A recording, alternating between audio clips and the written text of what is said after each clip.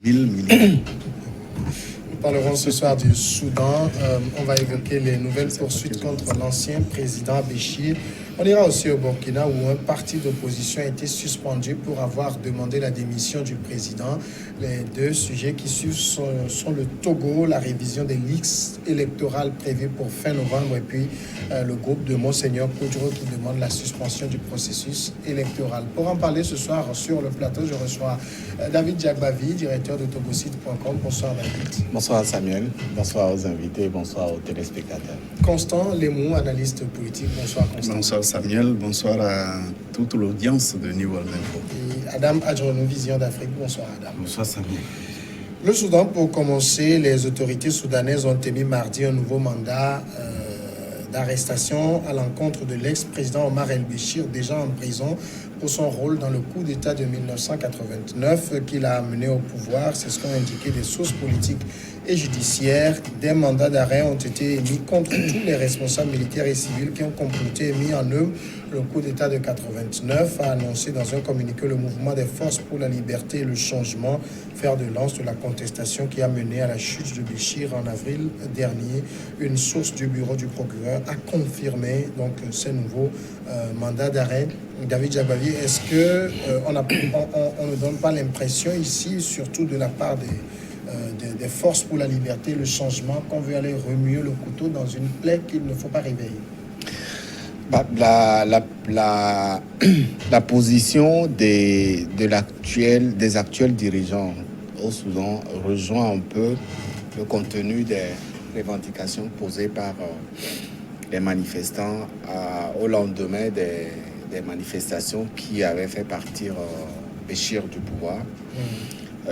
Béchir, comme vous le savez, a été un président qui n'a pas pu respecter la liberté d'expression dans son pays, également la question des droits de l'homme, avec les assassinats et les meurtres qu'il a eu à perpétrer durant toute sa période de présidence.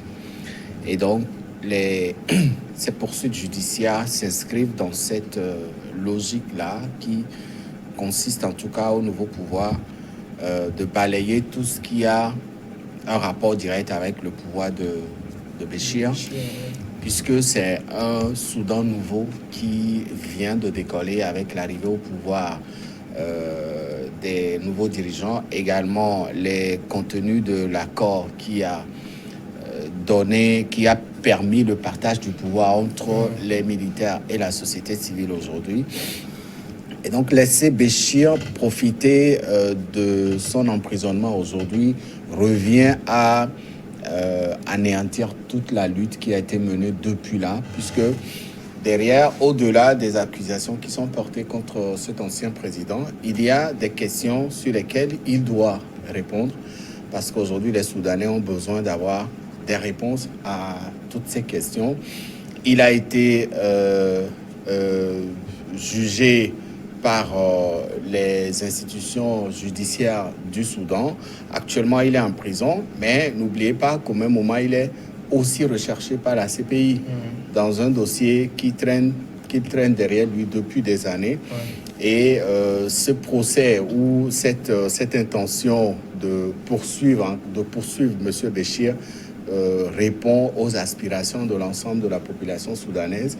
Il y a des sujets sur lesquels des Soudanais n'ont jamais eu de réponse.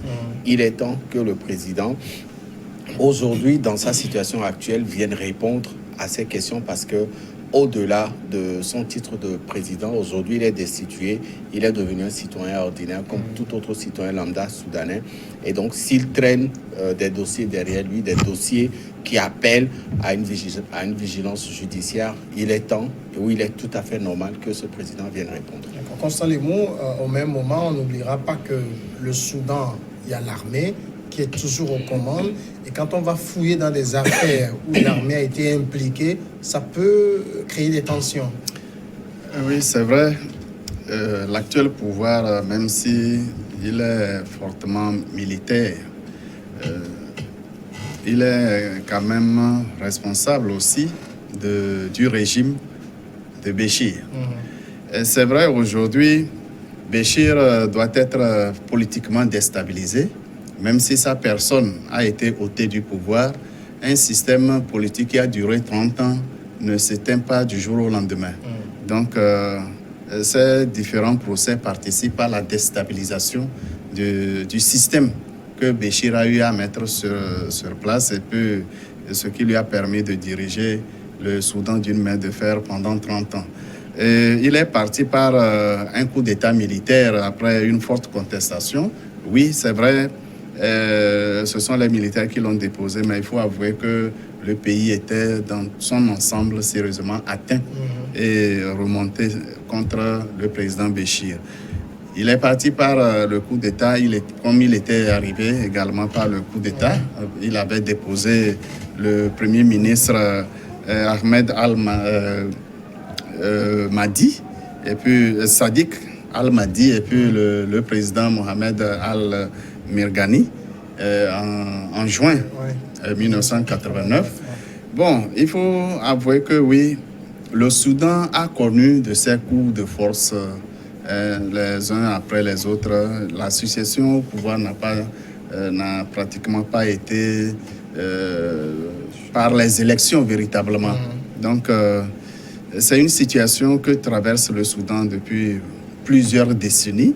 Et cette fois-ci, oui, Al-Béchir sera encore jugé pour des faits qui remontent d'il y a 30 ans. Mais autour de lui, il y a encore des officiers qui savent quelque chose, qui sont impliqués dans les accusations portées contre Béchir. Et ce qui est sûr, personne ne sortira complètement blanchi. Je veux parler surtout de l'armée. Quand on aura fini de le juger pour le coup d'État du 30 juin 1989, il sera également jugé pour les différents crimes commis pendant 30 ans. Ce ne sera pas facile. Pendant ce temps, comme l'a dit mon co-débatteur, le CPI le recherche, sauf que le Soudan n'a pas ratifié le traité de Rome. Par conséquent, la Cour pénale internationale n'a pas encore une force de pouvoir faire traduire Béchir. Et je pense que les autorités actuelles ont raison dans la mesure où, après Béchir, ce sera les autres. Et à qui le tour, personne ne sait. Et vraiment, c'est une décision, à mon avis, c'est une décision assez sage. S'il faut juger Béchir, il faut le faire dans son pays parce que l'appareil judiciaire est bien en place pour le juger, le condamner comme il le faut. Il peut courir la peine de mort comme la perpétuité. Donc, on n'a pas besoin nécessairement de l'envoyer à la CPI comme les autres. Madame, comme on le disait, il y a 30 ans, quand Béchir faisait le coup d'État, il avait été aidé par des militaires. Lesquels militaires ont gouverné avec lui et qui sont toujours là aujourd'hui dans l'appareil d'État. Aller fouiller dans ce passé-là, ça peut mettre ces militaires en rogne. Vous avez oublié même de mentionner que ces mêmes militaires ont aidé même à sa chute. Mais ce qu'il faut noter, c'est que les nouveaux dirigeants du Soudan peinent aujourd'hui, disons, à creuser l'écart de gouvernance entre ce qui était reproché carrément, ou du moins ce qui a permis à ce que Béchir soit déchu. Aujourd'hui, on peine véritablement à creuser le cas. Aujourd'hui, au lieu de trouver des passerelles de résolution de ces affaires-là qui leur sont aujourd'hui, parce que les Soudanais aujourd'hui veulent vivre bien, parce que les réminiscences qui étaient donc évoquées par le passé sont toujours là, non résolues. Donc ça fait qu'aujourd'hui, on fait un peu de la surenchère et contrairement, au lieu de résoudre ces problèmes-là, on cherche donc des passerelles pour pouvoir donc permettre au moins d'apaiser le cœur meurtri. Et par rapport à cela, il y a des gens qui ont toujours gardé, disons, ces souvenirs-là du temps de Béchir, qui n'ont pas toujours été, ces mêmes gens qui ont dirigé avec Béchir sont toujours là. Et par rapport à cela, ils sont toujours là et qui gouvernent. Donc la population ne trouve que ce sera pas opportun. Donc derrière tous ces procès-là qui sont aujourd'hui réinventés, derrière ça se trouvent donc des dirigeants, comme vous l'avez dit tantôt, qui continuent par être aux affaires. Donc par rapport à cela, ça permettra de dépoussiérer un peu ces dirigeants-là qui sont devenus des personnes non grata aux yeux de la population. Et par rapport à cela, au moins, on trouvera donc, disons, des alibis pour leur excuser au moins le fait qu'ils n'arrivent pas à résoudre jusqu'au jour d'aujourd'hui les problèmes des Soudanais qui sont là partant.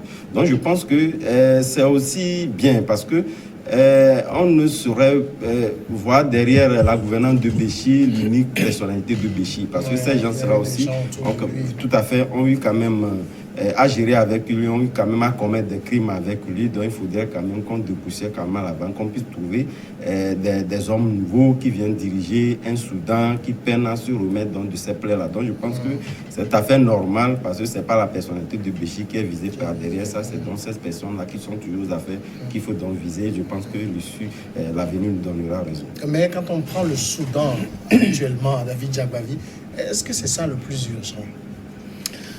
Je pense que le gros des besoins fondamentaux du Soudan a été déjà résolu avec le départ de Béchir, puisqu'à un moment... Le pain est toujours à son prix, Béchir. Oui, c'est Béchir qui a encore descendu. Béchir avait triplé. C'était sous Béchir. Il n'a pas encore été détriplé, si je peux me permettre. Oui. Aujourd'hui, la situation économique et financière de ce pays aussi n'arrange pas véritablement la situation de ce pays. Vous savez que le Soudan est l'un des pays les plus pauvres malgré l'immensité du territoire de ce pays. Le Soudan avait, je me rappelle, avait demandé un prêt auprès de l'Organisation des États arabes. Entre-temps, voilà, parce qu'à un moment, le pays manquait de voilà, et donc Béchir était obligé de se tourner vers ses partenaires arabes. Alors aujourd'hui, la situation de ce pays n'est pas encore, la situation financière n'est pas encore assez stable. Actuellement, l'important, parce que derrière cette lutte qui a été menée par le peuple soudanais, il faut aussi voir le désir de ce peuple de faire tout pour faire partir Béchir. Aujourd'hui, Béchir est parti. L'étape qui a suivi, c'était la mise en place des institutions. On a vu comment ça avait commencé. Il y avait eu des morts, il y avait eu des assassinats. L'armée avait tiré sur la population. Mais aujourd'hui, grâce au dialogue, le pouvoir est pratiquement partagé entre l'armée et la société civile. C'est déjà un acquis. Et derrière, il faut maintenant se pencher sur les questions prioritaires qui consistent à trouver des solutions aux problèmes financiers. C'est vrai que le pain a triplé, mais c'était sous Béchir. Pourquoi le prix du pain avait été triplé dans le temps? Personne ne l'a su, puisqu'il était parti avec... On attendait quand même des autorités de la transition, la première décision soit d'annuler ce triplement. Oui, mais est-ce que l'actuel pouvoir a les prérogatives nécessaires pour prendre des décisions d'État? Puisque c'est une période transitoire que l'actuel pouvoir est en train de diriger. Je pense qu'il est en train de préparer le terrain pour mettre en place les institutions qui seront issues des prochaines élections présidentielles, etc. Mais est-ce que l'actuel gouvernement soudanais a toutes ces prérogatives? Est-ce que la constitution du Soudan propose qu'un pouvoir transitoire puisse prendre des décisions d'État? Mais je pense que la question n'échappe pas aussi à la réflexion des nouveaux dirigeants, puisque aujourd'hui, la réalité, là, le prix du pain est toujours maintenu au prix qui a fait partir Béchir. Mais derrière, il y a quand même une sorte de motivation qui a permis aux Soudanais d'oublier un tant soit peu le prix du pain qui a été triplé. Parce qu'en face, la victoire ou la sensation qu'ils avaient, c'était de faire partie Béchir. Béchir est parti aujourd'hui. Il faut maintenant stabiliser sur tous les plans le Soudan. Entre ouvrir une procédure judiciaire pour des faits qui sont passés il y a 30 ans et régler la situation sociale qui a fait sortir des gens dans la rue, apparemment, on a l'impression que ceux-là ont fait leur choix. Au fait, nous sommes en train de discuter de la partie visible de l'iceberg. Le problème soudanais, il faut l'étudier dans son contexte international par rapport au jeu d'intérêt des puissances du monde. N'oubliez pas la main des États-Unis derrière ce qui se passe. Et Béchir était recherché depuis. Le Soudan avait été asphyxié. C'est ça qui a conduit à la crise du pain. Alors, je dis bien, la crise du pain, c'est la partie visible. C'est tout simplement la manifestation de toute la machination autour de Béchir pour le déstabiliser. Mais à quel intérêt à quel besoin répond la déstabilisation de Béchir? Ce n'est pas l'intérêt des Soudanais. Ce n'est pas du tout l'intérêt des Soudanais, c'est l'intérêt des puissances. Et rappelez-vous, les circonstances dans lesquelles Béchir est parti, c'est dans les mêmes circonstances qu'il avait pris le pouvoir. Souvenez-vous, en 1985, il y avait déjà cette crise artificielle entretenus par les puissances occidentales qui ont rendu fragile le pouvoir d'alors, et c'est ce qui a amené le coup d'État de Béchir. Et Béchir a été soutenu en ce temps-là par les puissances occidentales. Mais lorsqu'elles ont senti que Béchir ne jouait plus leur jeu, eh bien, ils ont créé la même situation et Béchir est tombé. Aujourd'hui, les dirigeants du Soudan ont, c'est vrai, urgence de répondre aux besoins des premières nécessités, mais aussi, quelle est leur mission? Qu'est-ce que les puissances occidentales soutiennent? Est-ce qu'il faut résoudre les problèmes des Soudanais? Ce n'est pas leur préoccupation. Ce n'est pas leur préoccupation. Actuellement, ces puissances sont en train d'étudier les personnalités au Soudan et voir qui ferait mieux leurs affaires. C'est finalement les Soudanais en réalité, qui ont été dupes, hein. En réalité, la plupart, si ce n'est pas disons, la totalité des chefs d'État africains, ce sont des employés des puissances occidentales. Ces présidents, ce sont des employés.